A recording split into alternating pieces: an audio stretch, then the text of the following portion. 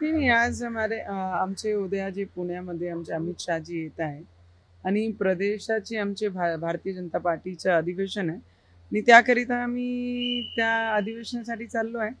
येणाऱ्या विधानसभा आणि कशा पद्धतीने काम केलं पाहिजे, काय झालं, कसं झालं आणि काय केलं पाहिजे त्यासाठी अधिवेशन आहे. विशाळगडमध्ये जे काही घडलं, जे काही पाहायला मिळालं आणि त्यानंतर जे काही वाद दोन्ही बाजूने निर्माण झाले, जे काही आरोप झाले, काय म्हणाले? मला असं वाटते की हा महाराष्ट्र छत्रपती शिवाजी महाराजांना मानणारा आहे आणि त्यानुसार या महाराष्ट्रामध्ये जेही लोक राहतात त्यांनी अशा पद्धतीचे प्रकरणला जास्त एनकरेज ना करताना हे आपण सगळ्यांनी आठवून ठेवलं पाहिजे की आपण छत्रपती शिवाजी महाराजांचे राज्यात आहे आणि त्याच पद्धतीने आपण राहिलो पाहिजे.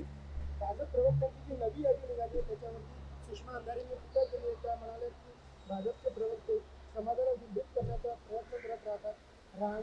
राणे आणि वाघ हे अपयशी ठरल्यानंतर या नव्या प्रवक्त्यांची यादी आली आहे असं त्यांनी म्हटलं. मला असं वाटते की असे जे लोक सकाळ ते संध्याकाळी बोलत राहतात त्यांच्यावर बोलण्याची आमची इच्छा नाही आहे.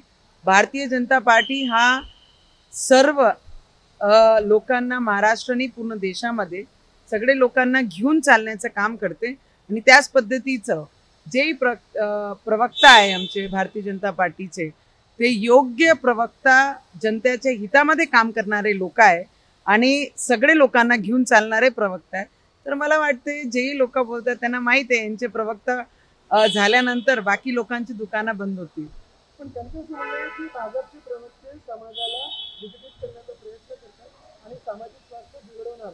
त्यांनी त्यांचे जुने व्हिडिओ हे सगळे पाहून घ्या आणि मला वाटते की त्यांच्यावर बोलायची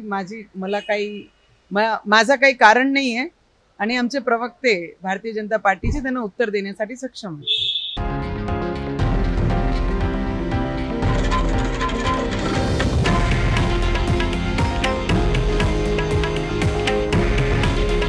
हे आहे देशातील नंबर 1 न्यूज नेटवर्क आणि आपण पाहत आहात TV9 मराठी. काळजी तुमची, हित महाराष्ट्राचं.